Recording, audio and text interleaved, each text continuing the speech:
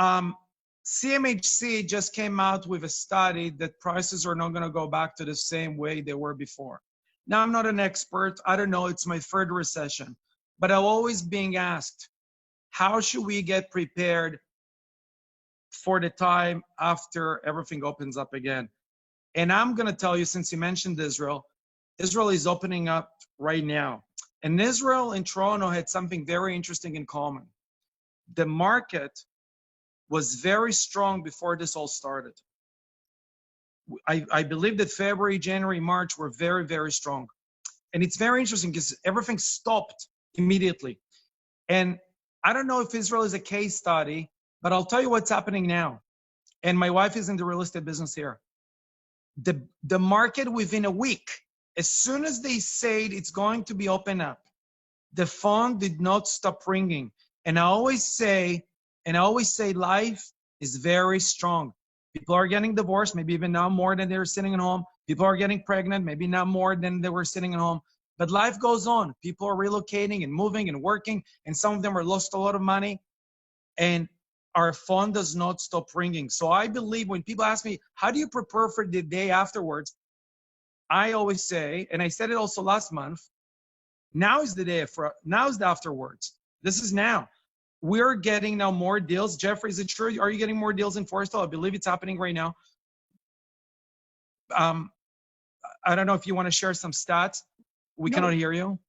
Yeah, just last week, the market is definitely sort of picked up. And, you know, in exactly what you're saying, you know, I told the central agents a week ago, I said, I don't know what it is, but I have this feeling. I can't base it on any facts because I'm not an economist, but I guess it's just my years of being in the business. You get little intuitions, and I sensed that things were starting to look a little bit rosier than they have been in the last 2 months. So I don't know what it means. I have my own thoughts and opinions on it. I'm happy to share with you after Meir, but there definitely is some movement now going on. So we have way more deals coming in the past 2 weeks. We have done some larger deals. We have done about downtown office alone has done probably 7 to 10 leases. As a landlord, I can tell you there are way more leases now. There is definitely more action. And if I have to base myself on what's happening in Israel, I can tell you that within overnight, as soon as everything opened up, everyone is eager not just to hug one another, because I'm telling you it's the greatest feeling, but to start meeting people. But the business is back to normal. So when people ask me, how do I get ready for the next day? I see, and Chinese people, I just learned in Chinese, certain dialects of Chinese, crisis and opportunity is the same word. I didn't know that. I see it as an opportunity. I think Torontonians and real estate agents in Toronto are not using enough social media because I've seen the market here. You can create your own groups that people can join. You can create your own WhatsApp groups to communicate with your own sphere of influence, as I call your own potential clients. There is so much. This is an opportunity now to stand out because it's very easy to sit at home and start drowning and getting into your, sort of a depression and getting very comfortable, while I think you can strategically build up your business. And this is now the opportunity. What we have done also, and then I'll tell you another story, and Jeffrey, now that's related to you. I feel that there is, and I see Len is on the call, I see that there is so much information that us as agents can share with one another, not just within our brokerage. And I'm saying it to Jeffrey because I feel that we as a company, as Forrestal, we have such an advantage with over 1,000 agents, we can share it with one another. So we opened up a Facebook group. I emailed you the link. It's called Homeland, Realtors for Realtors. And we're going to start, and that's what we're going to share now this call. We're going to start sharing articles, stats, information that is related to other agents.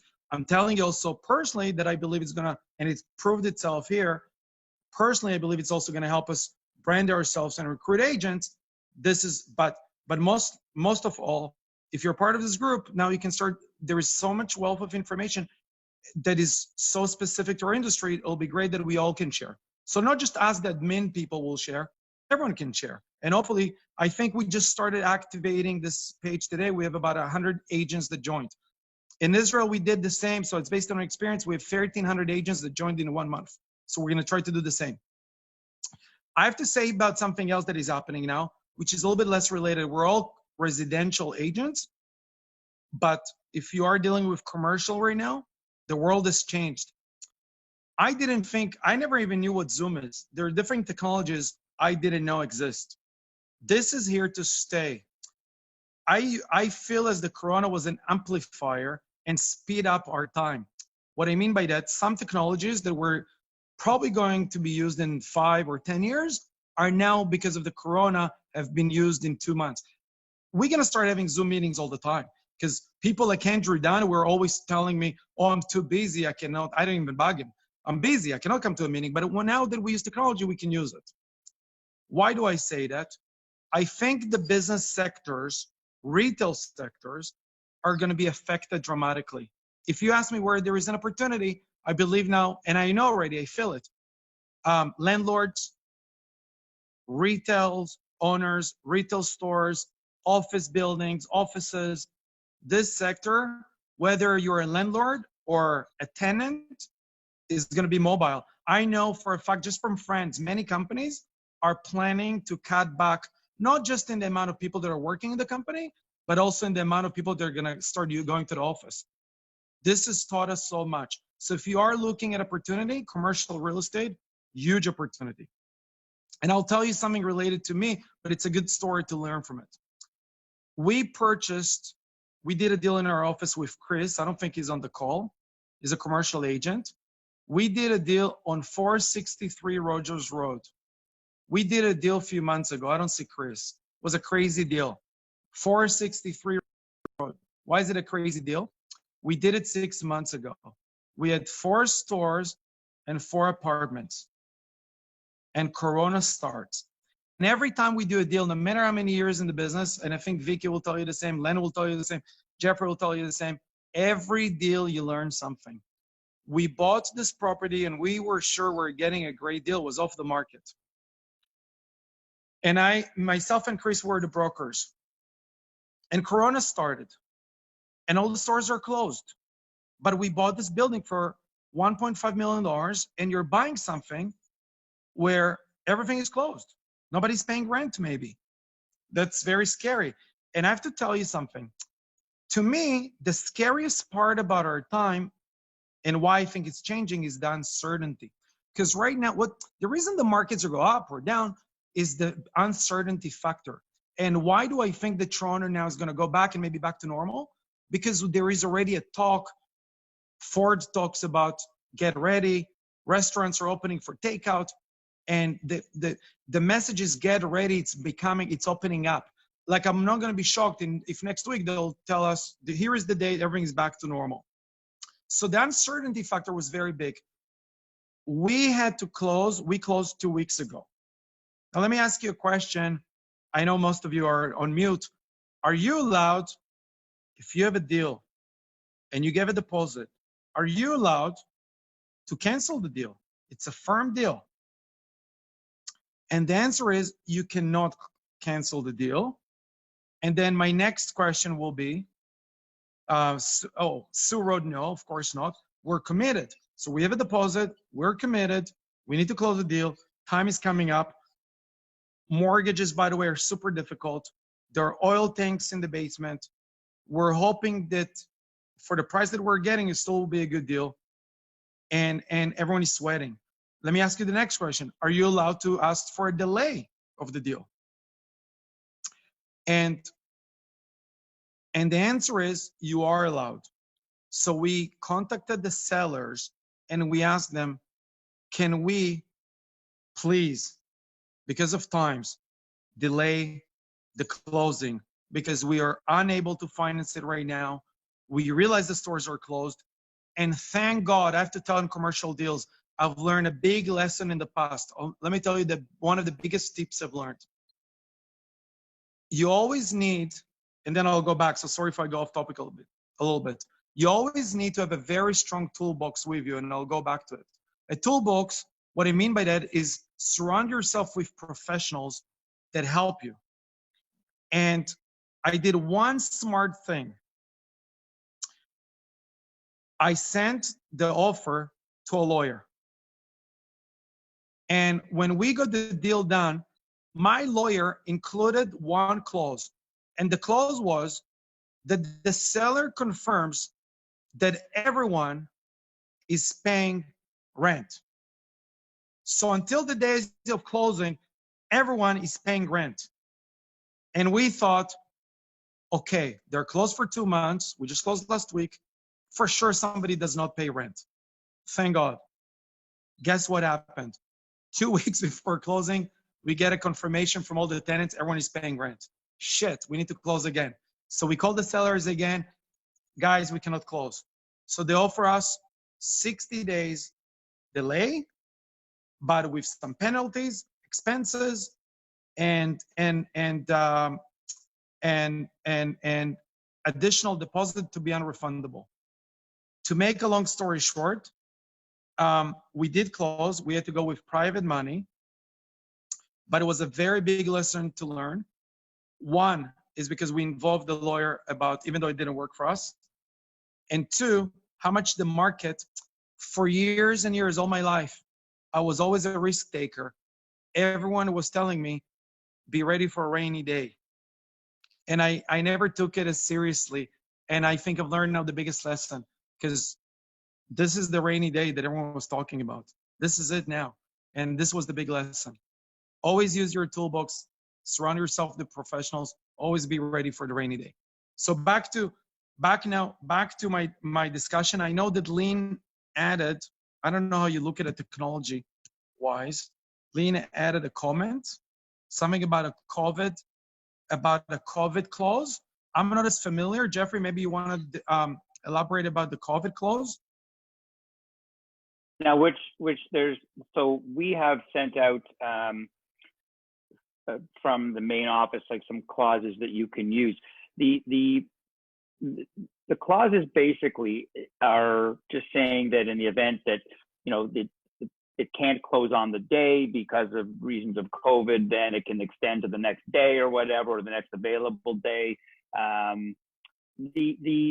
What I've tried to do in those clauses is basically just say, if someone is infected with the virus and is not physically able to sign papers or close or whatever, then it can be delayed for those reasons as well.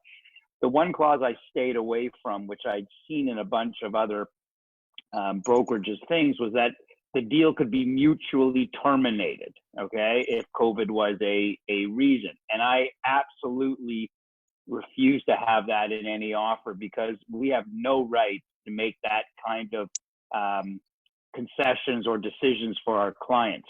So like Meir said, at the end of the day, you know, if there was an article in the Toronto Star that someone sent me that this one lawyer was saying that these clauses could be challenged in court later on if they're valid or whatever. It was only one lawyer that I ever heard from that had an issue with it. So as far as I'm concerned, the COVID clauses, up until they release the emergency time period, which is I think May 28th or something like that. There's a date, I think Ford said, when it will be lifted. But right now, while the emergency thing is still on, we have to keep those clauses in there. You don't have to use them if you don't want to, but I would use them. But after the emergency is lifted, I think those COVID clauses are going to be, shall we say, maybe modified by possibly TREB, where there'll be more of a part of a listing contract or package. I don't think they'll be in agreements anymore, because there really won't be any need for them unless someone gets the virus. That would be the only thing I would say, because once we go back to business and everything opens up again, there's going to be no delays in closings and no reason for not to be anything closing on time. So I don't know what your exact question was, but the clauses that we have seem to be, you know, perfect for today's world right now, but will probably change when it's lifted. I don't know if any of you are showing houses or have listings where you have showings, but if you do, you must use those forms that we sent out where, you know, the buyers and the agents have to sign off that they haven't been in contact, they haven't been they haven't traveled, they haven't been infected by it or have symptoms of it. That's a must. And if I may continue, Meir, is that, you know, what I'm telling agents today is that, you know, Meir talks about the toolbox, and I remember we used to have the realtor's toolkit, which was pens, listing forms, and offer forms in our cars. The new toolkit is masks, gloves, and sanitizer. And I would suggest that every agent get a box of gloves, a box of masks, and some extra hand sanitizer, and keep it in your trunk, because what's going to happen is you're going to go to a house and they may not have masks available for you. They may not have gloves available for you. So I would be the agent that says, hey, I've got, don't worry, here you go. I mean, I've seen, you know, some brokerages putting together these plastic things with the COVID kits, you know, and marketing Remax on it. And I said, you know what, that's great, but I am not going to be promoting COVID and getting caught up in the commercialization of COVID. It's not something I want to celebrate. It's not Christmas. You know, I don't want to have like these gift things that are got gloves and masks in them. If you're going out to see a house today, you know you got to have gloves and masks. And if your clients don't, you've got them in the car. It doesn't have to say For Sale Real Estate on it to be, you know, I think that's just marketing and taking advantage of a bad situation. So, but I would have them in your car. And just another note, if you have a listing and you have people coming into it, you know, if someone comes into the house already wearing gloves, I don't know where they've been with those gloves on. Okay, so I would ask them, did you just put them on now? And if they didn't, I would say, please put on a new pair of gloves going in the house, because I don't know where they've walked around. My in-laws walk around with gloves all day long. I don't know where they go, right? So at the end of the day, someone coming into a house that's already been out with gloves on, maybe shopping or whatever, you don't know where those gloves have been. So you should have them put on new gloves to go into your listing. And you should go in advance, turn the lights on, open all the doors so no one touches anything. It's interesting. I just sent Meir a link of a video I saw today by Richard Robbins. I subscribe to REM Update every week. I don't know if anybody else here gets the REM Update. If you don't, you should be absolutely getting it. And he had an unbelievable video. And I'm not a big lover of all these videos, and it's always something I already know anyway. But this one really hit home. It was, and I want Meir, you can look at it and send it to your agents here. But it was basically,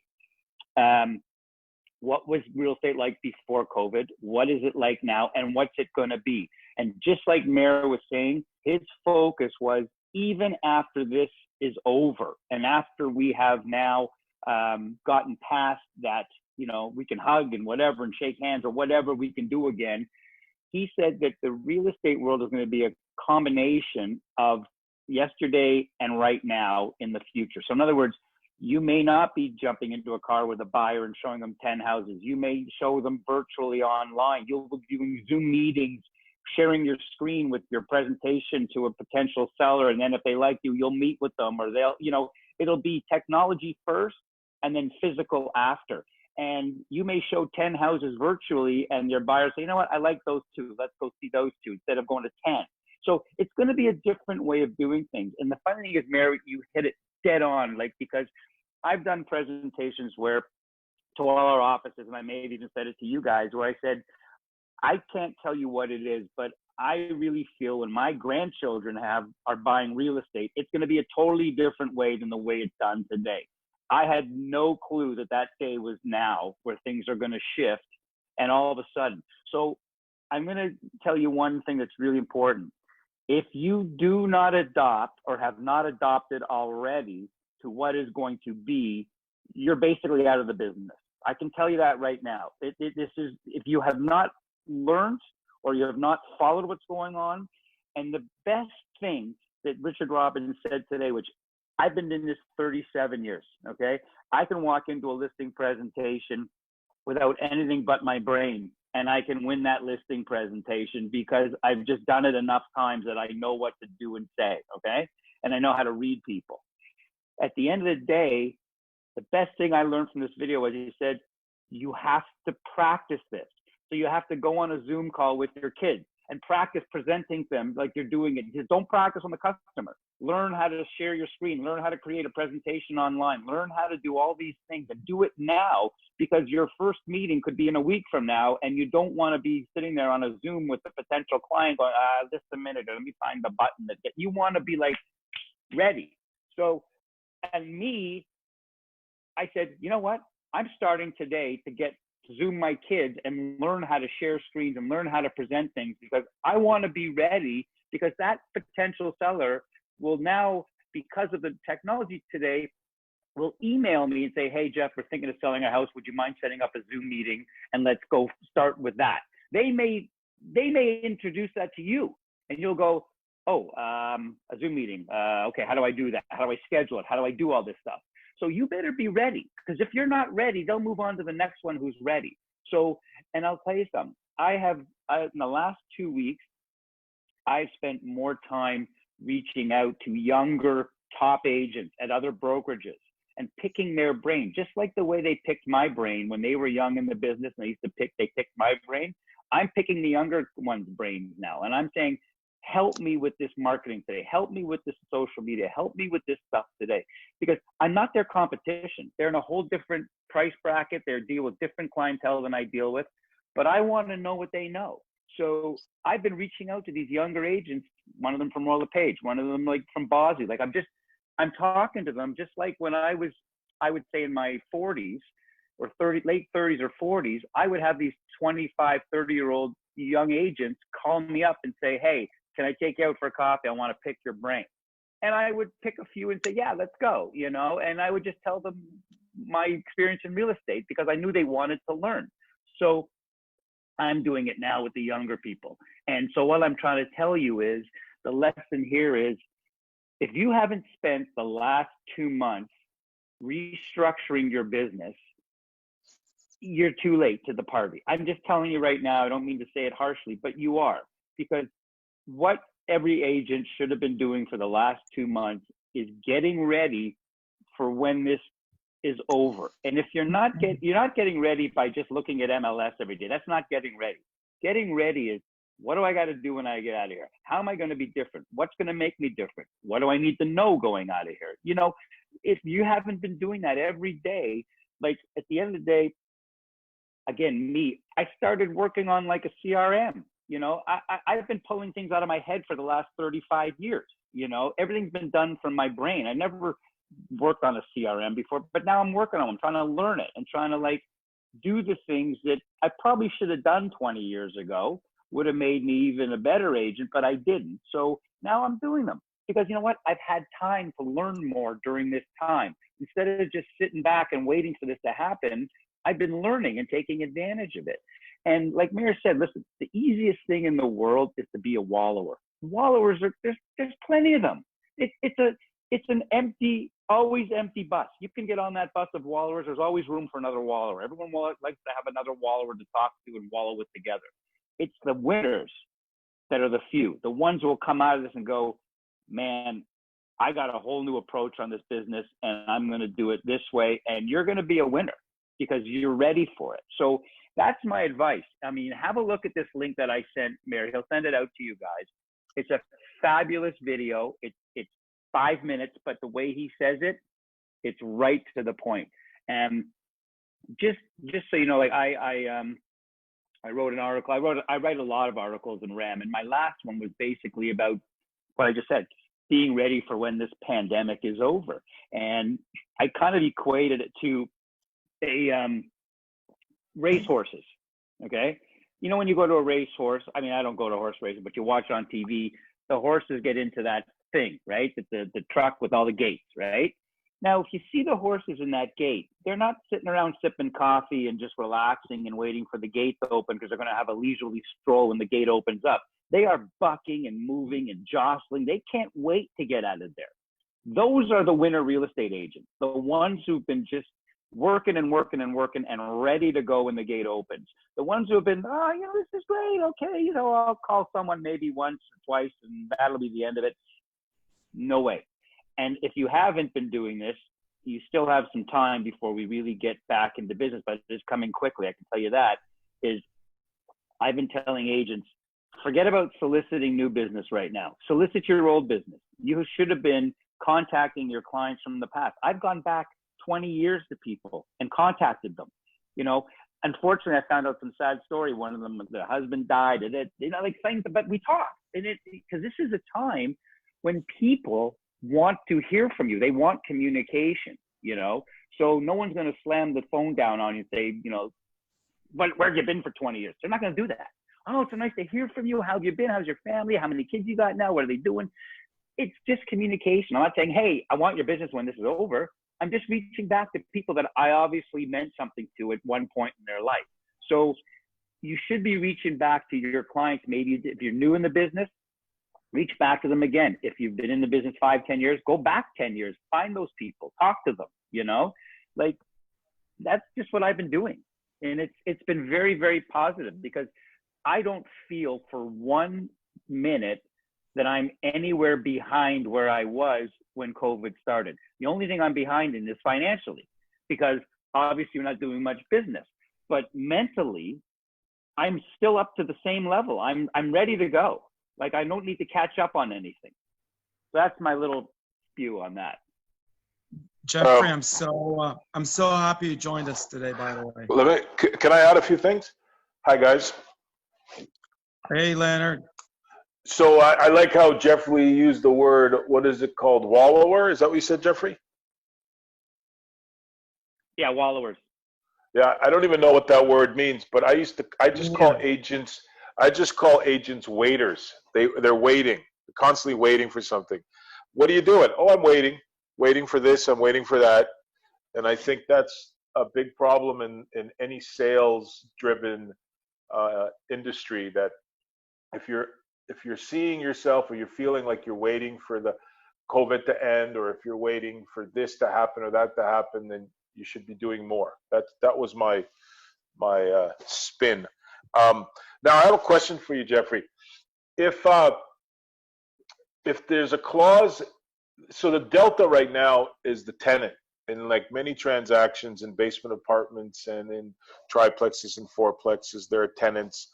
And if the clause in a contract says landlord and tenant must be in good standing, and the tenant is not paying the rent in a residential setting, and it's due to COVID, like what Meir was describing on his commercial transaction, can that transaction become null and void? Well, it's a very good question, and it's really a legal question that I can't give you an answer to, because that is, and I'm going to tell all of you right now, we are not lawyers, okay? Myself, Vicky, Meir, Leonard, we may have many, many years of knowledge, and I may know the law about real estate for a good part of it, but I'll never give an opinion because I'm not a lawyer, okay? Even if I know what the answer is, like I know what the answer to Leonard's question is, but I would say the right answer is, I don't really know, Leonard, you really should talk to a lawyer. That is the right answer to give. Now, my opinion would be is that I don't think you're going to get out of that deal because of COVID, because everybody is in a position where we're in unprecedented and uncharted waters, and we really don't know what the right answer is. Like, we really don't. And if you were to terminate that deal because of that, then, the guy could turn around and say, hey, well, we were guided by the city of Toronto that no evictions would take place during COVID. So, it's something that you could open up a whole can of worms with. My suggestion is you would have to have the lawyer negotiate something with them where maybe there's a price abatement because no rent's coming in, or because you can't get it. I don't know. But again, let me jump in. Yeah. Let me jump in for a second. I heard of another deal where the landlord actually helped his tenants to pay before closing. behind the scenes just to make sure it's going to be paid. However, we have a lawyer on the call. Shanika, I see you're shaking your head. Shanika, how about you tell us, because I know you're a very good real estate lawyer. The answer to the question is no. You cannot get out of the deal because it doesn't go to the root of the contract. That's a very, Shanika has been with almost from day one, for whoever doesn't know, but she's also actually a real estate lawyer, a very busy lawyer. And I'm so glad that we can always ask her. I don't use this knowledge. But Shanika, the right answer still also is ask a lawyer. Yes. And you just did, but yes. She was nodding with her head. When you were saying guys, that, I was actually watching her. She was nodding with her head as yes. I was watching her. Listen, I will tell you one thing. I'm not an accountant. I'm not a lawyer. Someone asked me a question about HST or this or that. Ask your accountant.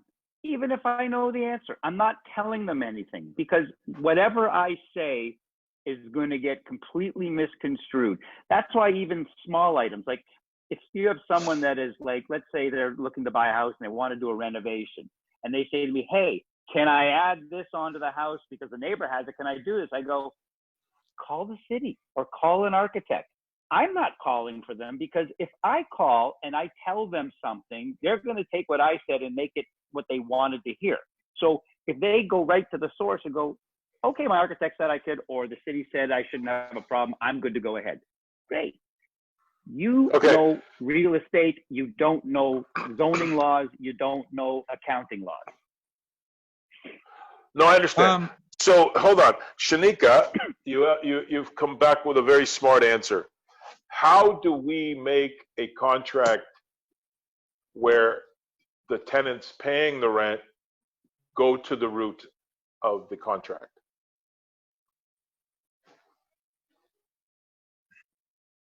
That would be very difficult because unless you can prove to a court that the sole or main purpose of you purchasing that property is because of the investment angle and the income that you're getting from it being rented, I don't see that ever going to the root of the contract.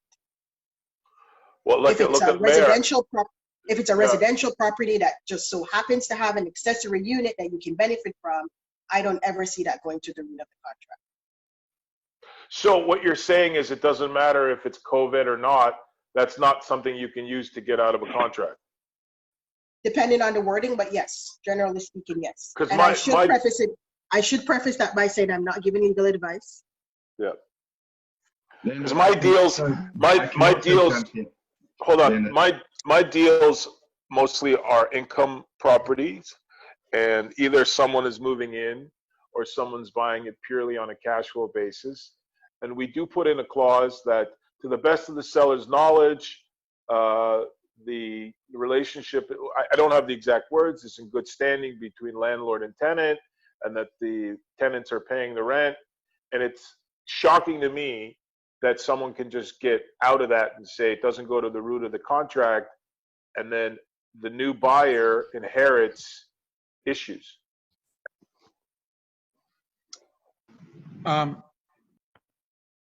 Shanika, do you have anything to respond, or we move on to? I want to point out, because we're limited in time, just other stuff.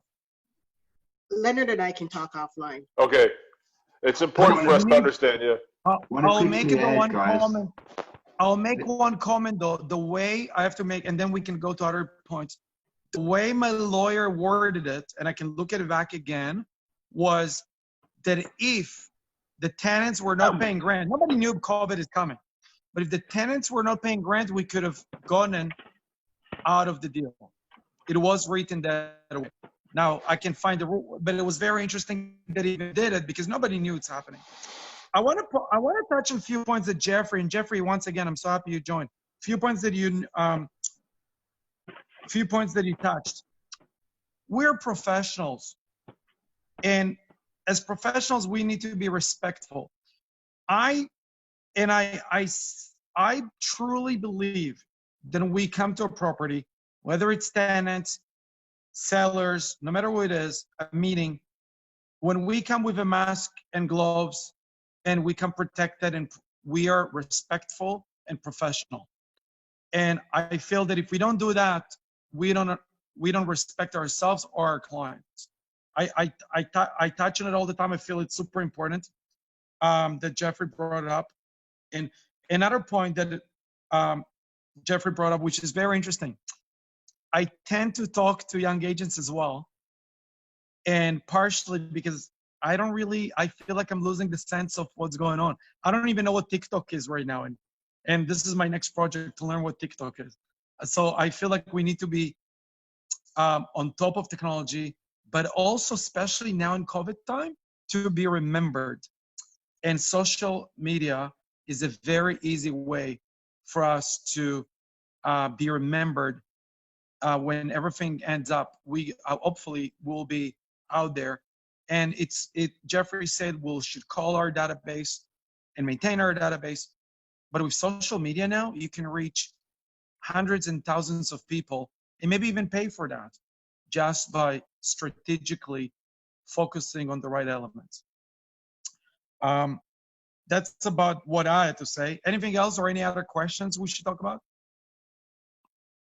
I just want to add that I have the privilege of being very close to two very senior judges, and in talking to them just on a friendship basis, they warned me that typically the question Leonard put to us, the courts are going to side with tenants when it comes to COVID and rental payments. When it gets to court eventually, the judges are going to side with the tenants and not the landlords. So they were telling me that most litigating cases that are going to come before the courts are going to be a little unfair towards the investors and the landlords, and they are going to side with the tenants. So it's something to keep in mind. Interesting. Okay. Len, Anything Len, else that we should? Len, that's an excellent point you make, that we're so conditioned as agents because we think a lot like law and lawyers, like the black and white, we wrote a contract, but the fact that we're going through an environment where the courts are going to be more lenient towards tenants is a good point. Yeah, and this is two very senior circuit court judges. They're very respected and have ruled on very, very many top cases. So when they tell me something, I listen because it's normally correct. Don't forget. If I can just add one other comment for everybody to sort of, take away from this with, is that, I've tried to tell people at the end of the day, this is not a physical war. So when you walk out, when this is over, we're not rebuilding buildings. We're not rebuilding streets. The city is still Toronto. It's still one of the greatest cities that there is. It's still going to be there, and it's still going to be desirable, and people are still going to want to live here and move here and do other things. So when this is over, there's definitely going to be, in my opinion, an adjustment period where people need to figure out, do I want to buy? Do I want to sell? Maybe people who've been in their houses now for 2 months have had a real good chance to really evaluate their living space. Do I need more? Do I need less? Do I want something different? Like, there's going to be so many different reasons people will be moving when this is all over. Like Meir said, divorce, whatever it is. But my take is people have to remember that once people get their confidence back and feel good about doing things again, we still have Toronto to work with. Like, you got to remember where we are, and there's a positive. So right now what I'm sensing is there's two ways to look at the market. There's no real opportunities as far as prices go, because that's been proven. If there's anything, the prices are either asking prices, some are still going over, or some are just a little bit less. Like, they're not drastic. So if the prices are maintaining, the opportunity today rests in the competition. So in other words, less people are going out to look at properties, which means you've got a better chance of buying a property if you're a real buyer today without the competition. Because once the confidence comes back and once people say, okay, I guess we can do this now, the competition goes up again. So I don't know where the market's going to be. I really can't tell you. We're going to have to wait and see. I kind of look at it, it's like a grade 6 dance where you have music playing, so businesses are open, but no one's dancing until that one guy asks that one girl, or the one girl asks the one guy, and then everybody starts to dance. So until that dance starts, we really won't know where we're going. But I can tell you right now, we will be back to a viable real estate market. I have no doubt in my mind. This was just a huge eye opener to everybody.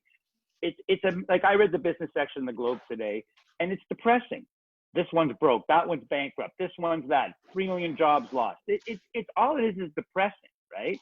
But it's a moment in time that I assure you will be a historic moment, but it won't define our moment, that this is our life going forward. So just on that positive note, just tell people, if you're a buyer today and you're ready to buy, the opportunity is in the lack of competition. Because when the competition comes back, it's going to change again, you know? 100%. So we all staying energized, and spring is coming, spring market. I mean, we're coming back to life. Yeah. Anything else we should add? I think the summer is going to be the spring market. I agree. It's not going to be. And, it's not going to be a quiet summer. Jeffrey touched also on a very interesting point. A lot of people are now sitting at home realizing maybe their home is not good for them, whether it's big and too big, too small. But I think that's a very good point.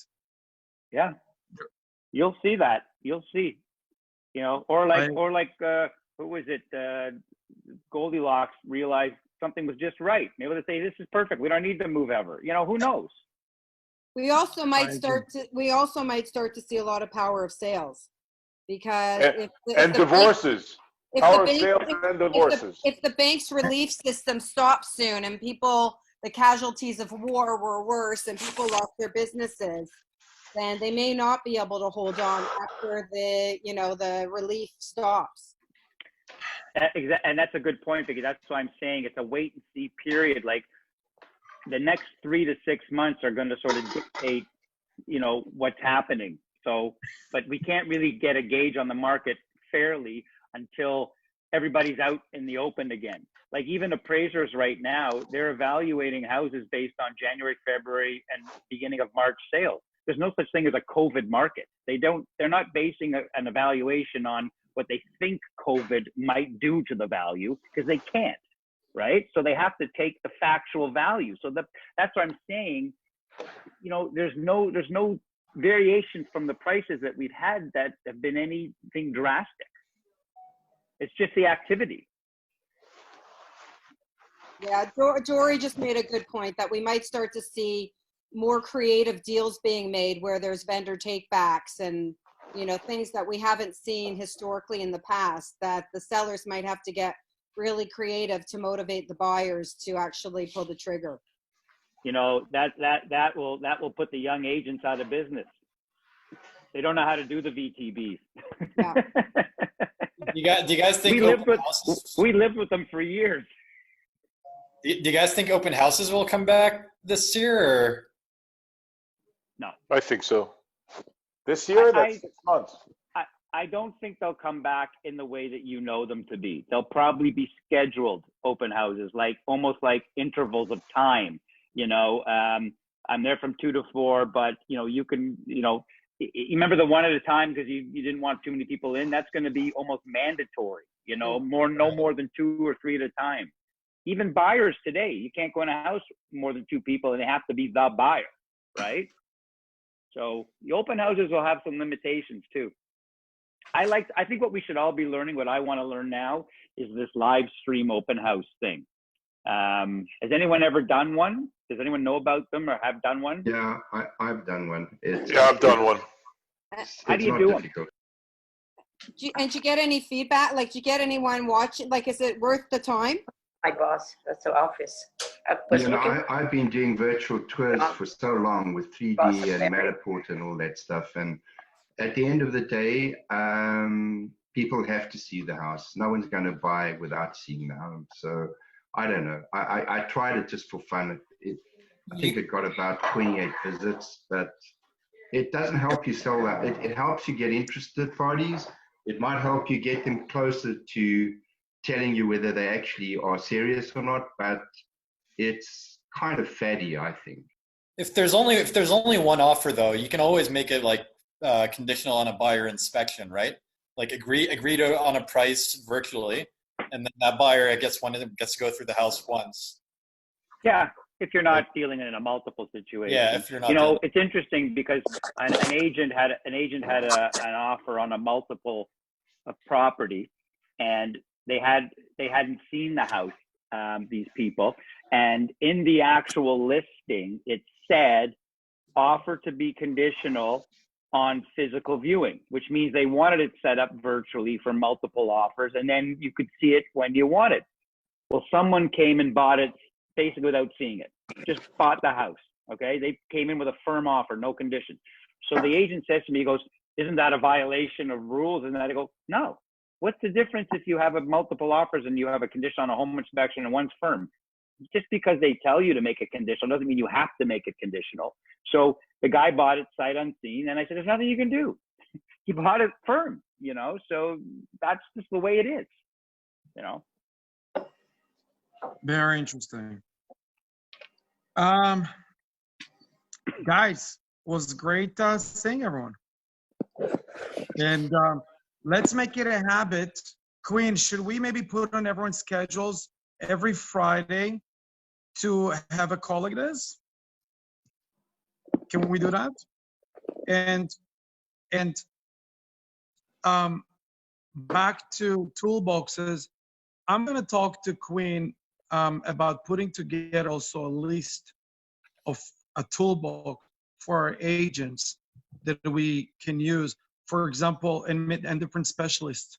For example, I believe, just like Jeffrey said, that the future would be you would send to clients tours, virtual tours.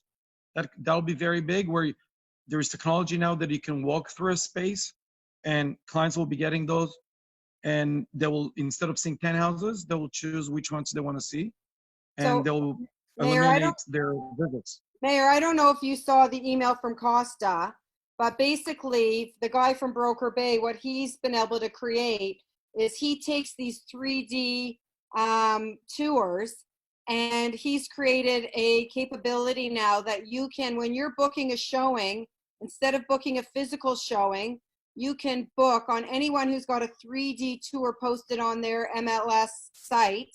You can now book a virtual showing and do a Zoom call with your client and virtually walk through that house with your client. Yeah, so as long as it's done on the Matterport platform, which most of them are.